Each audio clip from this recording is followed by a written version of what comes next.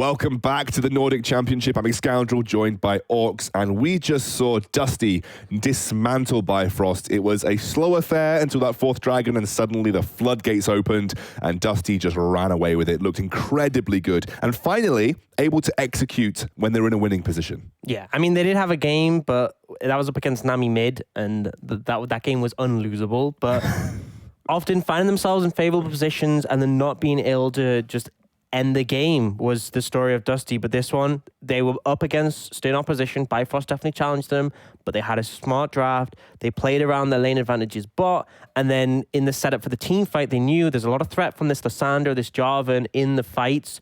So they opted to look for poke onto Shackle, and that really just put Bifrost on the back foot. So, taking a look at our next game of the night as we move on past the halfway point. We're heading into our third game, Singularity versus Hillerød. And now, most people on paper are going to say, well, Singularity are 3-0, probably the best team in the league right now. Every member of that team is playing incredibly well. But I want to add, Hillerød did get that win versus Dusty last week. They do have some... Yesterday. And it was against Nordic. Technically, was it? I thought it was versus Dusty. Hillerød versus Dusty. Unless... I'm pretty certain it was versus Dusty, wasn't it? Moving on. They got to win. They got to win right? versus a good team. So let's not count Hillerød out completely, but it definitely feels like Singularity in the driving seat this game. Orcs is just going to go double check. Yeah, I'm going to double check. If I'm wrong, I blame the notes that Orcs wrote. Hillerød against Dusty. You were right, Orcs, and you doubted your own rightness. Yeah. You second-guessed yourself. You played yourself. Well done. Yep. He's now just going to go double-check again. Yeah, I got it. Just to make sure. I got to make sure. Can't be wrong, or at least got to rectify it. Boom. You can just keep talking about the draft. The draft has started. We've got a Diana and a Nunu against ban. Dusty. So my notes are right. I'm wrong. I just... I'm right from Orcs' notes. Yeah. I read... Trust the prep. I literally did this. I went... versus Dusty. Trust the prep. And then Orcs was like, no, it wasn't versus the stuff that I wrote on my own notes. Hillerød bounced back. They had a strong performance against... Well, I mean, it wasn't even that strong of a performance against Dusty. It was just Sloth came through at the end. Yeah. They made a decisive call, and it won them the game. Now up against Singularity, they might need more than that. A lot of bans coming through already, and we're seeing the Soraka prioritized by Singularity, so already I'm feeling bad for Hillerød right now. Yeah, the Soraka top, which has definitely been a huge problem for a lot of teams to deal with. It's been circulating through professional League of Legends play over the last month or so. It's definitely a nuisance. Immediately, the Jarvan gets locked in, though, trying to provide some instant CC and engage that can maybe deal with the Soraka, and it's going to be, for the first time tonight, Aphelios locked in for Hillerød. Yeah, seen a lot less priority on the likes of Aphelios and Senna so far today, but seen it come in here for Mokox. Obviously a champion who has huge potential to take over teamfights or the whole game. If you use your ultimate on any targets inside that Cataclysm, especially Infernum, so much AoE damage. So it sets Hillerød up already for strong team fighting. Whether they'll continue is another question. Singularity, they're going to opt for the Misfortune. So obviously you can be limited by that Cataclysm, but you can just... We saw that in last game. You can just use your ultimate from inside there. And obviously a lot of laning power up against the likes of the Aphelios. How are they going to round out this first phase of the draft then? Maybe locking a jungler? Potentially. You can also go for a support if you want to specifically target the Aphelios. But then again, you could leave it to later if you want to get counterpick. Scood's Lee Sin? Yeah, they're going to go for the Lee Sin. It's generally seen as Jarvan Lee Sin being traded off a lot in the Nordics. So Scood able to apply a lot of early pressure on the back of that. Now for Hillerød, you have options here. You can pick a solo laner, and there's not a position for Singularity to counterpick, but the Soraka's a flex, which is the only concern. They're actually going to go straight for a Yorick for Lockidon. So if this is a solo, well, a top lane Soraka, there's going to be the issue of dealing with that split push. Obviously, they can put it mid, but now Hillerød in a position where they can ban away champions that are going to cause issue for the Yorick. Well, the Cassiopeia immediately locked down here by Hillerød. They don't want to see that. Something that Croxon is proficient at. It's something that he has played throughout his career. He's always been a big Cassiopeia player. So they get rid of that off the table. It's gone. Kind of want to see just like the random Anivia ban, just for like old time's sake. Not sure about that one. No, it's not very good, but you know, just for old time's sake. Zoe's going to be taken out here. Throwback. Massive throwback. Years throwback. Yeah, and I think Zoe, I mean, healing is nice from Soraka, but you can't heal through a one-shot. So definitely a factor with that one in terms of the Zoe. Also, a decent amount of lane pressure in the mid lane. Overall for Hillerød, just taking their time with these bans. Is it again targeting Croxon here, maybe making Sloth's time easier? Yeah, potentially. I would actually like to see a top lane ban if there's something that can deal with the Yorick, but it looks like they're just heavily leaning on Krogs and taking away that Azir that he played so well yesterday. And obviously a massive team fighter, and it can make things extremely difficult for the Jarvan if you're trying to engage on top of the Azir. One of the things that I always remember about Croxon is he's got a lot of champions that he can pick on if he needs to. He can always dive back into his champion pool and find something that works for the situation that they're in. I remember he used to play a load of Zillion in the UK scene, so I mean, I don't expect to see that here, but there's plenty of things that he can dive into. Not necessarily in this situation. It could still be the Soraka for him, is the thing. Yeah, they can still put that could be a mid lane, Soraka. put something top that can potentially answer the Yorick better, because that is my concern, is that putting this Soraka up against the Yorick could be an issue in the later stages. Especially versus Jarvan if you get locked in by the Yorick. Yeah, and just the later stages of the game as well, when you can't really handle a split. Because Yorick's got like a mini Cataclysm as well, so... Yeah. Braum going to come in to go in tandem with your Aphelios. Obviously, especially when you have the Severum as your weapon, you can very quickly stack up that passive. And it negates any picks that Singularity can potentially bring out to be aggressive, like the Leona, which you've seen so much effect for.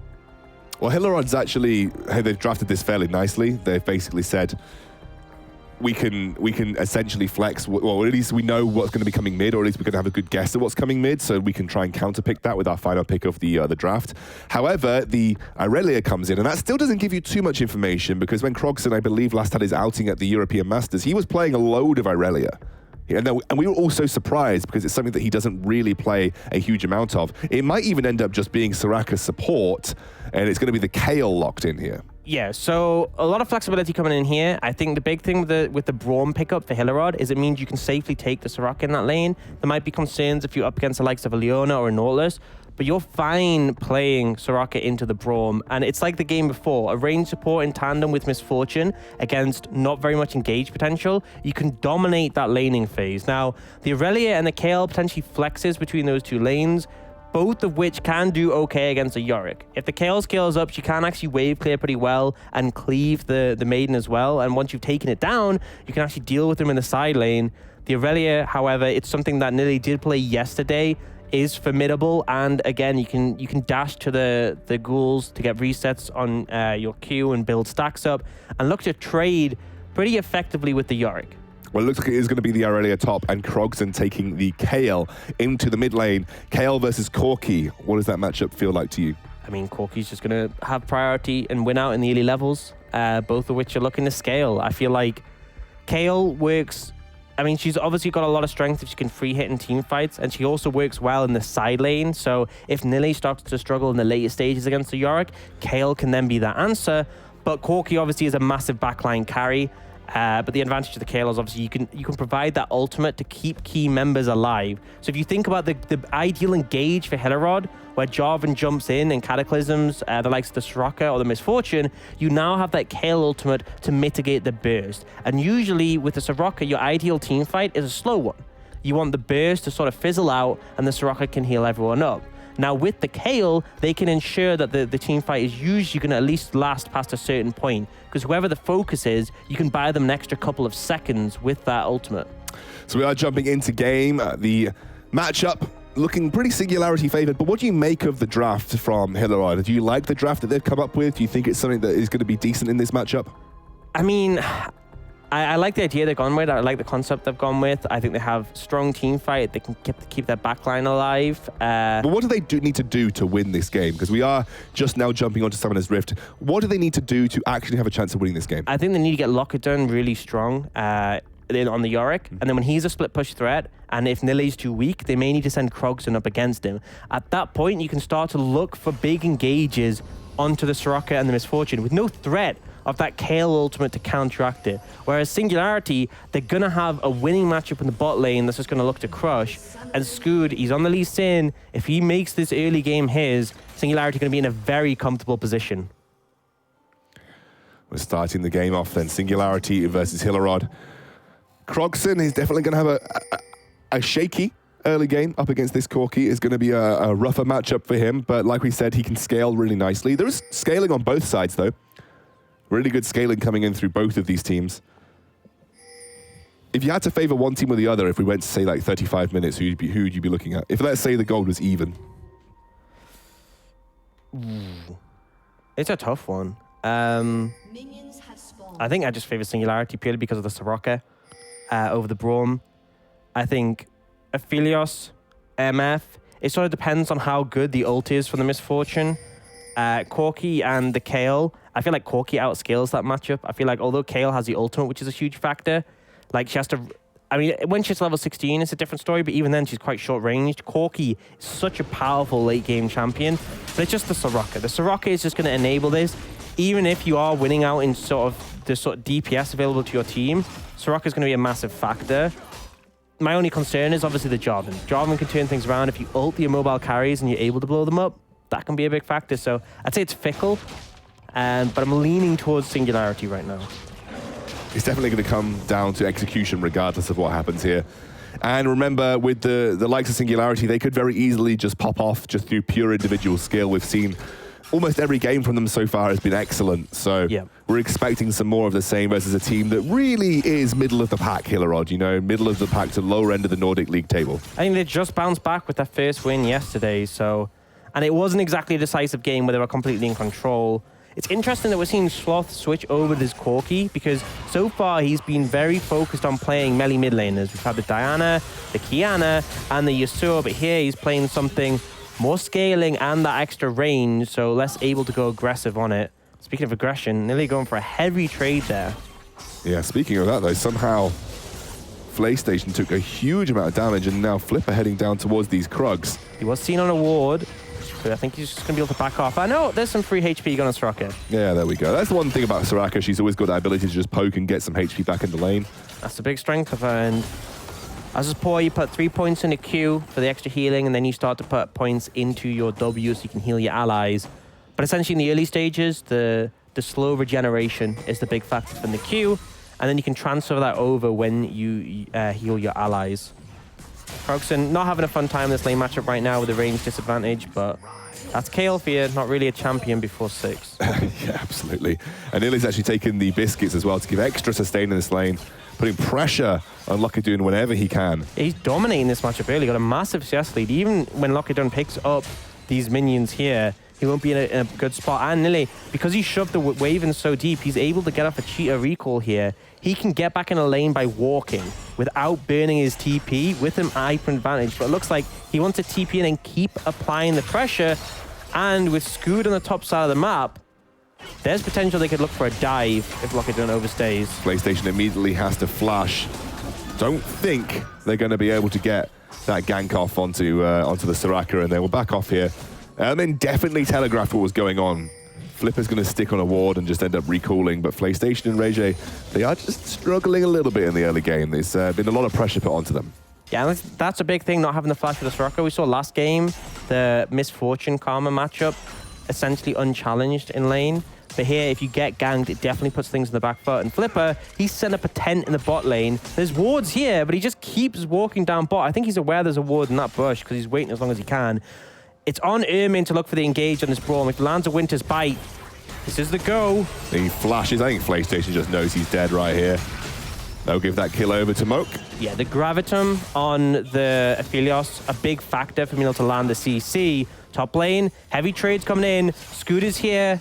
And Lockadune just goes down. He's going to lose so many minions to this turret as well. May even lose a plate. Nile absolutely crushing this top lane matchup. And this is a rough one because one of the big avenues in the later stages of the game is having this... he doesn't have teleport either. He's used his teleport? Yeah, he used his teleport to get back to the lane because Nilly TP'd up to keep the pressure up, so Lockadune had to answer. And that set Scoot up to dive and deny him so much. So now 2-level lead for Nilly. He has his ult already, double his CS and the assist. This is not looking good for this Yorick, and he just really isn't going to be able to split push for such a long time when he's this far behind. Definitely a rough one for the side of Hillerød already. Yes, they got a kill onto the Soraka, It really hasn't changed things altogether too much. I will say, however, Mokok's sitting on a fair amount of gold in this matchup. Yeah, Mokok's also up a bit of CS as well, so that bot lane is going well for Hillerød so far, but Nille is absolutely crushing that top lane. And you know with an Irelia, if she gets even a marginal lead, she can snowball that like crazy. Yeah, and the thing is as well, in the bot lane, even if you put Ryan PlayStation behind, a Soraka is still going to be a monster in the later stages because of the amount of healing able to output. And the misfortune, yes, with less damage, you're going to be able to put out less in a team fight, but your ultimate still can dictate how they turn out. Flipper looking mid for Krogsson, but he will back off at a good timing. Hits level 6 now, so he has range available. Should be a lot easier to CS from this point, and Scood passing towards the bot side. He's wanting to give some assistance to his bot lane after all the pressure Flipper's applied. Nille is now also level 6, so anytime that Yorick steps up, the wave's in a bad position. Could look at a situation where he's going to be under pressure. Now they're going to go with that bot lane pressure and try and get a free early Drake. I don't think Flipper's going to be able to react to this quickly enough. This should be the first Drake of the game going over to, I say that Singularity, he does just about get it at the end here. They get the engage coming through. I think Scoot should be able to jump over the wall though. Had no wards available to him and didn't want to wait for his bot lane to be there, but now Krogsson, this is not where you want to be. I feel like there's a bit of miscommunication here. Krogsson does have that ultimate available and will use it to keep himself safe, but not for very long. He'll end up, wait a second, I thought he'd end up going down. Krogsson somehow still surviving, sidestepping right and left. Flipper now comes over, Sloth picks up the kill onto Scood, Flipper picks up the kill onto Krogsson, but I really felt like that might have turned around the other way. As now Regé now pushing in. Oh, the stun? Yeah, the stun and the knock-up. There's going to be another kill, and Mokox picks up a kill onto Regé, and now even PlayStation is going to have to be very careful. That could have gone really bad. Sloth failed his flash over the Dragon Wall to finish off Krogsson, and that allowed Soraka to heal him up. But Mokox had Severum and Crescendum, so he's able to very quickly stack up the shurikens, I guess you call them, the blades. And you can see how much sustained damage he's doing and how easily he can stack up the Braum passive. Up in that close quarter fight, Aphelios are forced to be reckoned with, and this is why he's such a powerful champion still. Singularity, things are looking positive for them. Yes, top lane is still ahead, but they lost a lot of gold on that side of the map. Yeah. And the only payoff really was that Cloud Dragon, which is not worth it. No, they are definitely losing mid to bot side of the map, and even the jungle right now is struggling. 4-0 in that fight. No kills back in return. So Hillerød, 800 gold up, and you know, we thought this might be a one-sided matchup, but Hillerød definitely on the upswing with their win yesterday. I feel like if you're in that situation, you just... So old man has to sit down. I feel like in this situation, you just sacrifice Scood and say, well, he got the dragon, let's not put ourselves in an awkward spot. I mean, not even Scood. Scood was out. It was Krogsson who was walking in. Yeah, it was a really weird really late. Yeah, I felt like there was a bit of miscommunication maybe from Singularity there. Yeah.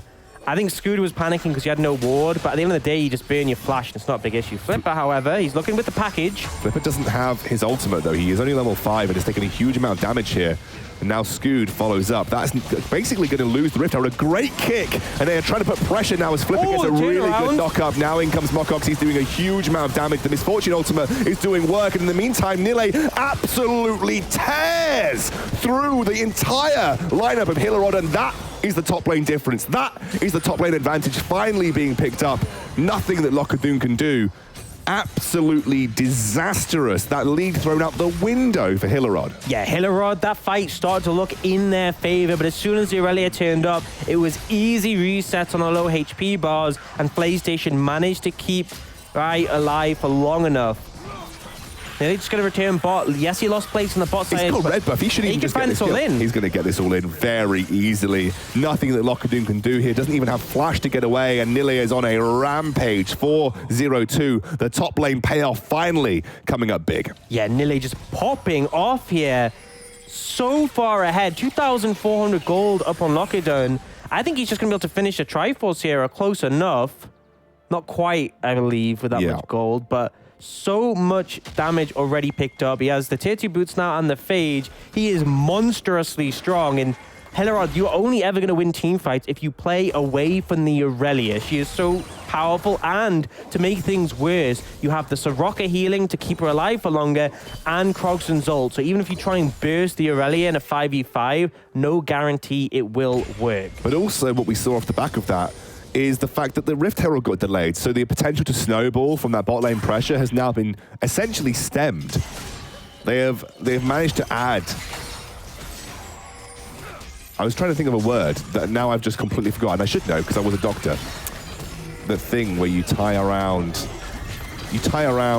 something. Oh, I can't remember the word. You know what I'm talking about. Yeah, it's that thing where you know the word and it's like on the edge of your mind. I should know because I used to be a doctor. But you know the word and it's on the edge of your mind, but the more you think about it, the more it slips away. The more it slips away. It'll come back to me really randomly in the middle of this game. You have to stop thinking about it and move on, and then it'll just pop back in your head. Tourniquet, there you go. Oh, okay. It's a tourniquet, and thankfully production knows. Production, who aren't even English, knew English words better than I did. There you go. And production, who weren't doctors, know doctor words better than I did. I mean, in fairness, right, I feel like everyone in the Nordics has such a good grasp I've on essentially English. ruined the point by, to be fair, I think English literacy in terms of speaking is like something like 98% across Nordic countries. Yeah, it's pretty insane. It's just actually insane. If only we could speak other languages at that I feel like that's kind of higher than efficiency. English literacy. I'm almost certain that's probably higher than English literacy in England, yes. Yeah. Anyway, as I derailed the conversation pretty hugely, let's get back into this game, Singularity versus Hillerød. Again, the story has been so far, Nille has been an absolute monster, and the second dragon is going to get started up here by Hillerød. But you were doing it on Nille's side of the map, and the teleport's coming through from Misfortune. Yeah, teleporting in to go for this fight. Aurelia's here, though. Got to be cautious. I'm not sure you want to do that, Pepe. You do not want to do that, but Nille jumps in. He's very, very low. There comes the ultimate from the Soraka and the ultimate from the Kayle, as you talked about. No one can kill this Aurelia, and she gets a double kill, and they'll pick up the Infernal. This definitely is bad omens for Hillerød right now. I'm not sure why you're starting that fight to try and get the dragon. It's a second. It's not that important. Nille was there and so strong, and you could see they try to put everything onto him to take him out. But the Soraka ult kept him live for long enough, and then the Kayle ult just denies the finisher. Why, if you were Flipper, did you decide to engage by yourself onto Skude, but most importantly onto Nille? I don't know. That was really questionable to me as a Jarvan. You want to, especially with a composition like this, you don't want to dive too deep because Sloth and Mokox can't really step up. I mean, there's no one that can follow you, really. Yeah. You want the enemy team to be playing into you, and then you can just beat you can peel back, right? Yeah. You can just peel back. And they've given up a dragon and a Rift Herald now. Yeah, and Singularity, the gold was actually pretty close before that fight. They were only 800 gold up. Now they're almost just under 3,000. 3,500, the difference as well, almost between Nille and... I mean, yeah, that's the thing. The gold lead is Nille's. And he's just going to one-shot Lockadune here almost. Like, just... I say one-shot. I'm just talking about the ridiculous damage output that this guy's got. It's absolutely insane. And Nille now 7-0-3. If you're Lockadune, you cannot side lane versus this guy. And by the way, turret platings haven't even fallen yet. We're still pre-14 minutes in this game, and Nille is looking at potentially 2 items finished if he gets the rest of these plates down. Full build. Look at his items. He's got every slot covered. He's got every slot. Is this doomed? Is this basically doomed for Hillerød now? It feels really rough because you don't win the side lane against the Aurelia. And in team fights, you can't kill the Aurelia because there's so much sort of healing, and the ultimate from the Kayle. Oh, it's 690 gold into Nille's pocket. Yeah, he's over double. He's over double. Yeah. He's over double. Look at them. That's just disgusting. It's doomed. This is doomed. Pretty doomed. This is doomed. This game is hard doomed. The thing is, the engage and burst isn't actually that great on Hillerød. You know? If you pick someone out, if someone's out of position, sure, that is their way into this game if they can find someone who is isolated. But the issue with that is you still have the global Soraka ult to keep them alive. Then you have the Kayle ultimate, and then Soraka healing in the team fight. That's the thing. If someone's isolated, but all Singularity have to do is not be caught sleeping and walking around alone on the map. And they can either win off Nille in the side lane, just destroying Lockadune, or they can just bring him to group, and he'll press Q, and then he'll press it again and again and again and again, and he'll have a pentakill, basically. Definitely feels that way. You can see attempted pressure on this turret coming out from Mokox, but he can't quite get there.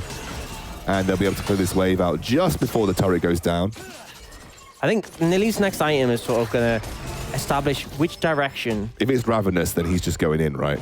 I feel like if it's Ravenous, then it's definitely better for a split push. If he goes for like a Sterix Gauge, then I want a team fight, because if he gets a Sterix, I just don't see him ever dying. I feel like he needs to go for the Sterix, the team fight, actually, because he is kind of like the main influence in these fights. But if he goes for something like, he's gone for the Titanic, so going to give him some bulkiness in the team fights, but also a lot of strength and silence. So go for the middle. A little bit of a mix in both. Can serve both options. I think it's a smart call because it gives flexibility to Singularity in what they want to do.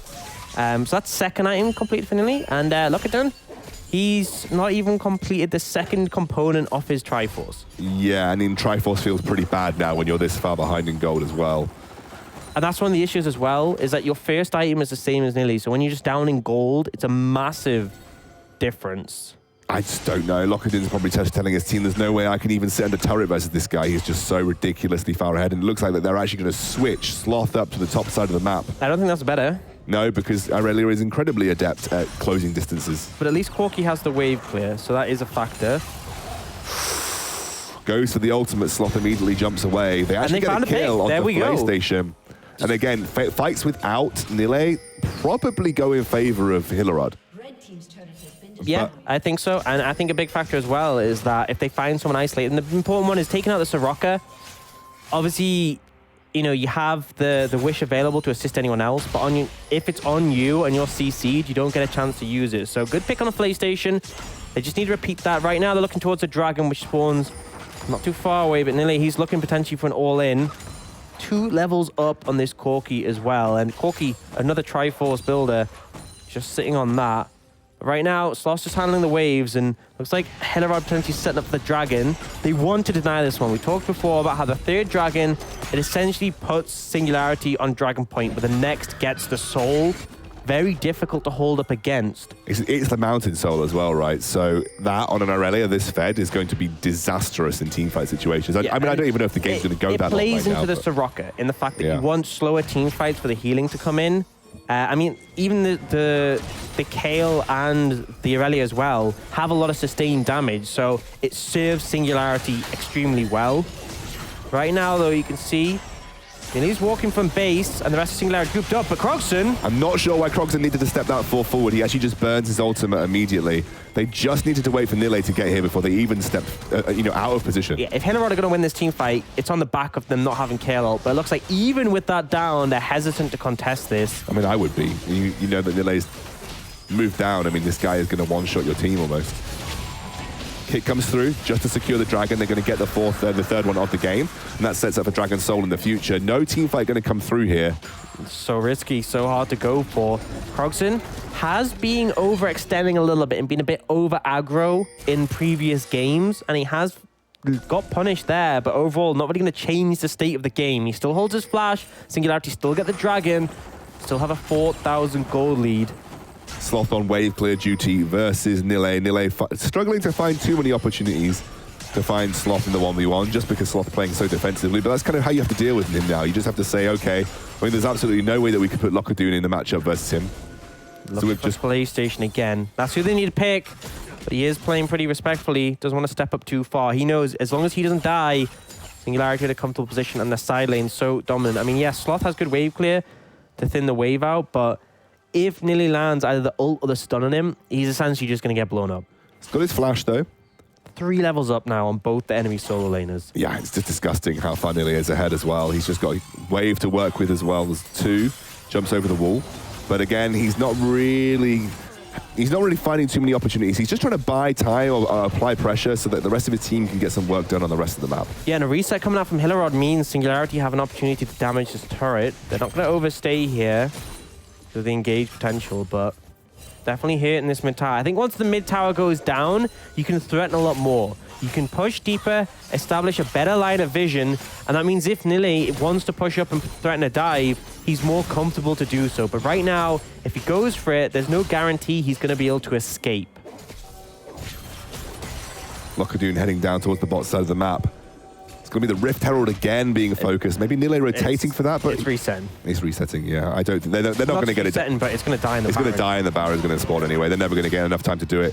So Nile is actually going to head back towards the top lane. Lockerdun pushing this wave. He's not going to extend much further than his vision line permits. And Look at the health bar difference between those two. I mean, it's not just the extra damage on Nile, but he's so much tankier as well.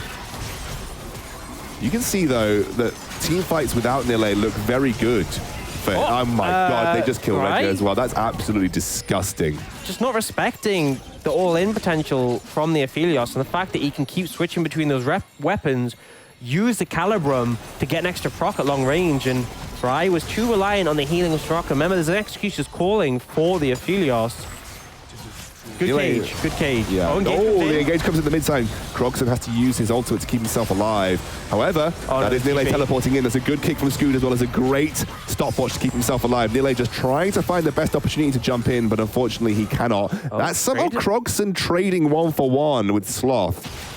But right now it's very even. Nile has to come in to clean up the pieces. And again, Singularity without Nile and these team fights do look a little bit susceptible. They look a little bit weak. Yeah, and critically with his TP down, he's no longer able to join in as easily. And they don't actually gain much from him coming in. No. It's still 2-for-1 in favor of Hillerød overall. And it was a 1-for-1 in that last sort of encounter. So Nile just achieving little with his TP being used. Mox has been incredible this game.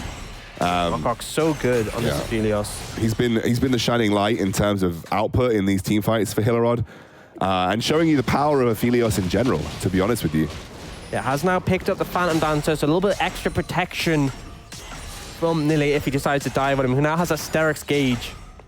So much bulkiness, but also so much damage in each of those items. Right now, Dragon not too far away, and that's obviously going to be a big concern because Hillerød do not want to give over a Mountain Soul to Singularity.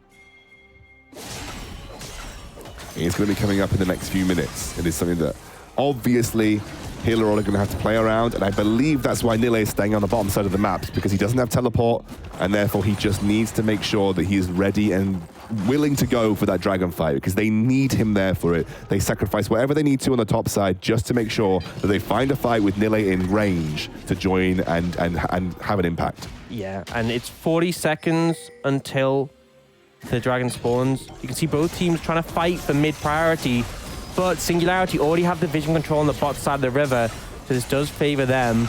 If Hillerød want to step up, it's going to be out into an area where they lack vision. Krogson again, very aggressive in this mid lane. Has to be so careful because Flipper can turn that switch and look for the engage ASAP. But you can see Nile is just trying to push that side lane in. Are they going to trade Baron for Dragon Soul here? There is pings going down for Baron. They're going to clear out vision. Won't take that trade. They'll just challenge them. And essentially, Nile can just solo out the Dragon now if he wants to. He has the damage.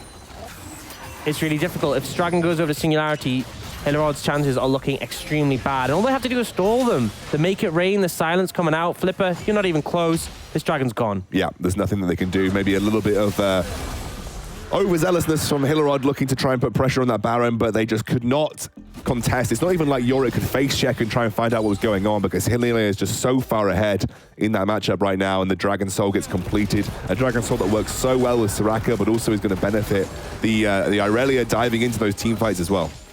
Just makes it so much harder. Whenever you're looking for fights, whenever you're looking for picks, there's that extra little bit of survivability. And that's on top of the fact that they have a Soraka, a Kayle, who already buff their carries and make them harder to take out.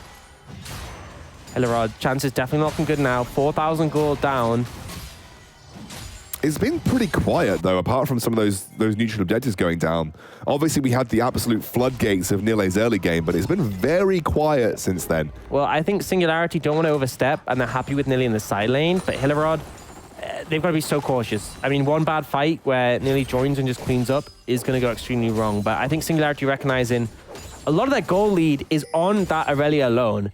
I mean, he's been side laning consistently. Look at his farm that he's been able to pick up. He's Flame Horizoned and more. I mean, it's 24 minutes and he has over 300 farm. Like, that is why they're hesitant to fight, because they want the Irelia with them, because Nile's been farming his lane. He's been farming all the camps in between. He's a monster right now. I think his gold lead over Lockidon is almost 6,600. So that entire goal lead between the teams is eclipsed by the difference in the top laners. Yeah. So yeah, they definitely do not want to fight without him. Well, they can't fight without him. I think they just lose without him. Nile He's 16 as well, so he's hit that third ultimate level too. So he's definitely going to be a force to be reckoned with in these teamfight situations. However, it is now we're down to the tier 2 turrets. He is finding it more difficult to shove in freely and look for the 1v1s. Yeah, I think the big thing is they haven't cracked this mid lane tower. And because they haven't done that, they're not able to push up and extend the zone of control and move it down to the bot lane. I think if they can get through this tower, they'll be in a good spot to let Nile just apply pressure, take this tier 2 tower and potentially the inhibitor tower. Now Scoot in trouble, the stun comes in. That's going to be a good chain CC. Scoot eventually goes down there. The teleport's coming through from Krogson. Nile unfortunately can't join the fight. And again, a fight without Nile for Singularity is not a fight at all. And even with the Mountain Soul and the Soraka, not enough to keep them alive. Kayle wasn't there to off the ultimate. Now she's caught out. Oh, Krogson, again, overstepping. Immediately the Cataclysm comes through. That's a good ultimate from Misfortune, but the Braum ultimate will keep everybody safe and they will disengage. And Nile finally makes his way here, but again, he's going to have to turret dive to make anything worth it right now. I think they finally get the tower here in this situation. That's good. That'll open up the map a little bit more. Maybe Nile can look for something more aggressive. Cannot. The stun engage. Immediately chains in. He has to flash away, but he is so tanky. He jumps onto the back line. He will eventually go down. The shutdown actually goes down to Locadoon, and suddenly it is going to be Hillerød turning things around. Reggie does get a kill back, but honestly, very close stuff between these two teams, and even Nile could not turn the tide. Yeah, but I mean, the shutdown is with so much alone. Goes into the hands of Locadoon, who's able to spend that on Asterix Gauge. Ideally, you would have won that on the Aphelios, but you'll take it either way. Nile tries to go for the hero play, but oversteps. And I think that's a difficulty in the late stage of the game. Aurelia, not the best team fighter. Obviously, if you can get resets, great, but against all the CC offered by the Braum, by the Jarvan, can be a little bit difficult, but Singularity definitely a little bit messy at this point, despite their lead. I mean, we were essentially calling this game Singularity favored coming into it. Most people were saying, well, this should be a fairly easy win. Yes, Hillerød did get some upsets last week, and they upset Dusty, who obviously are a great team themselves. Yesterday. Yeah. It's because you just arrived. It's because I just arrived and didn't do the broadcast yesterday. I keep referring to it as last week. But technically, do you count Sunday as last week or do you count Sunday as this week? I guess it's this week in the terms of Nordic Championship, but maybe last week in terms of calendar week? Or do you do weeks from Sunday to Sunday like a weird person? Me personally? Because I only do weeks from Monday to Sunday. Yeah, me personally, I do Monday to Sunday, but I know some people do it. I think there's certain religions that definitely do it with Saturday being the end of the week, and then it starts on Sunday. I'm not about that life. I'm about Monday to Sunday, classic calendar week. So technically what I was saying was technically correct. Yeah. However, I wasn't here, so I just completely forgot that it existed. Jake filling in over the phone through the storms. Yep. Elder Dragon up in 1:15. That's a big objective. So in terms of raw power, Elder Dragon wins out over Baron every day of the week. You can see Hillerød sort of moving towards that area to establish control. They're trying to get the mist tower. Flipper. Oh, stepped up, took a lot of damage. You don't have a Soraka on your team. You can't just out-heal that. And now, a minute on the Elder. Flipper needs to reset for HP. And the side lane shoving in hugely. Maybe even looking Nile to try and catch out the Yorick as he rotates up.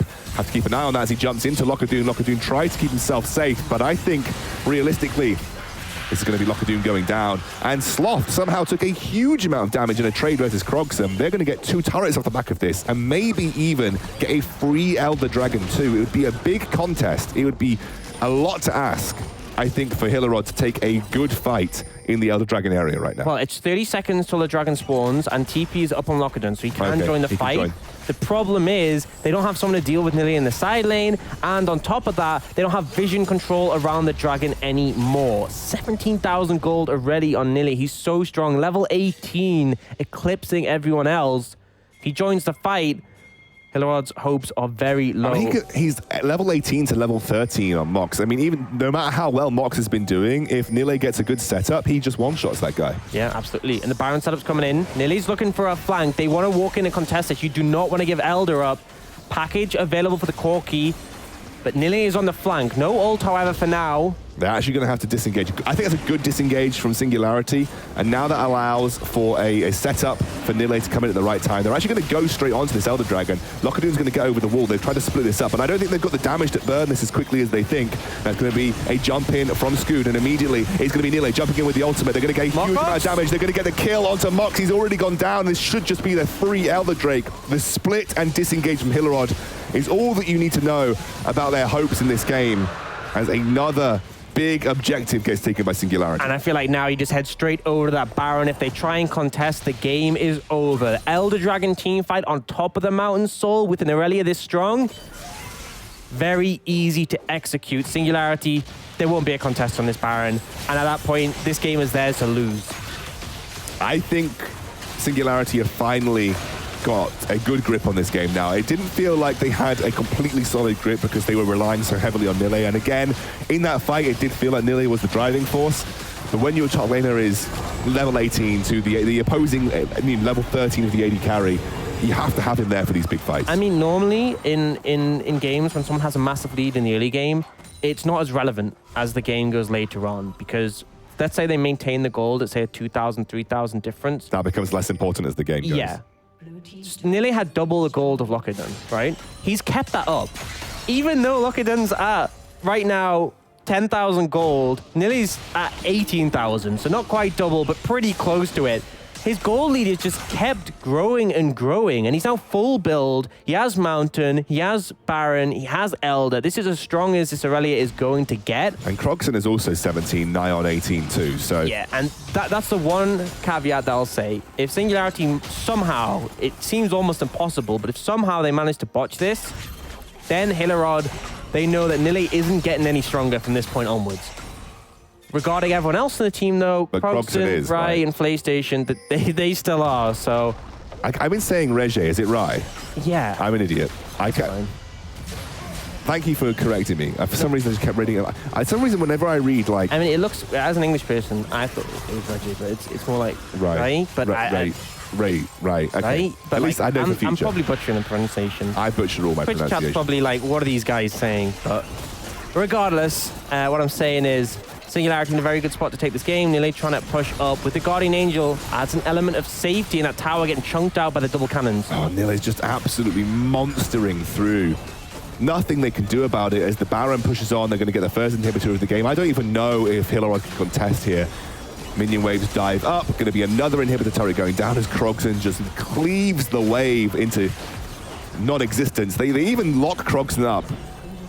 And they don't even try and take the fight because they know they can't. It's just impossible at this point in time. Scoot, I wouldn't even say Scoot has had the game of his life, but he's done his job. He's found the good kicks. He's found the good engages. Hey, he set up the advantage for Lockerdon, and Nille just ran away with the game. Absolutely, because they denied so much from Lockerdon in the early game, and Nille really exploited. They have to go for the fight here. Nille on the front line, nothing that they can really do. A great kick into the Misfortune ultimate, and that's going to be a double lock-up for Scoot. Double kill coming in for Ray, and they're going to take down Lockerdon as well. This is going to be GG's called in the chat, and Singularity will take their game against Hillerød. It was a tough game, apart from Nille, but they get the win and they lock themselves into 4-0 on the table. I mean, what a monster performance coming out from Nille on this Aurelia, though. Like, the rest of the roster, they had good moments, but there was definitely some issues, but it just looked like this top difference was just monumental. It was set up by that TP to maintain the aggression early.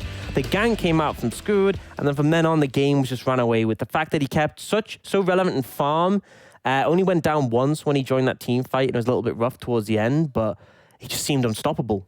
I think I'm even going to go one step further. This was Nille single-handedly carrying the game. Yes, Scoot set him up really nicely. I will give credit to Scoot for that. He found a really important gank onto the Yorick very early on, which denied a whole load of minions away from him and allowed Nille to get the first turret play in the top lane, which allowed them to pick up an early item spike. But Nille then capitalized on that, continued to put pressure down.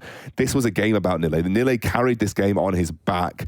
Singularity caught up in the end, but I would say 80% of this game was all to do with Nille. Yeah, absolutely. And I mean, what a performance. Huge CS numbers that just eclipse what we've seen so far in the Nordic Championship. Huge difference. And look at him, he did the best he could. I mean, the thing is, he got dismantled. I know that feels as a top laner. Like, I know those feels. Like, you're losing the 1v1 because of just, you're getting slightly outskilled in the 1v1. You know what the solution is? Play Sion. Type in all chat. Oh. Better jungler wins. Better jungler wins. But in that situation, you know, you're under your tower, you've just used your teleport, and then you get ganked under tower. That's when I'm in my solo queue game, and I'm just like throwing my keyboard out the window, like I'm done. Nille could have just gone for a cheetah reset where he recalls, walks back to lane, maintains his TP advantage, play around the map. He TP'd in to force the Yorick to TP back. Yeah. and put him in that precarious position so that Scoot could capitalize. He knew from that point he wanted to keep pushing his advantage in that lane, and it paid off. Yeah, and Singularity looked a little bit shaky in some of the team fights without him, but when he was there, they were completely dominant. They had good dragon control. I love that they made the switch super early on to allow Nile to pressure the bot side of the map, which allowed him to rotate to dragon fights really easily. It was good play from Singularity all round, and they find themselves 4-0, which concludes our third game of the night, and we're going to be coming back after the break when we dive into our final game, Vipers versus Hybrid.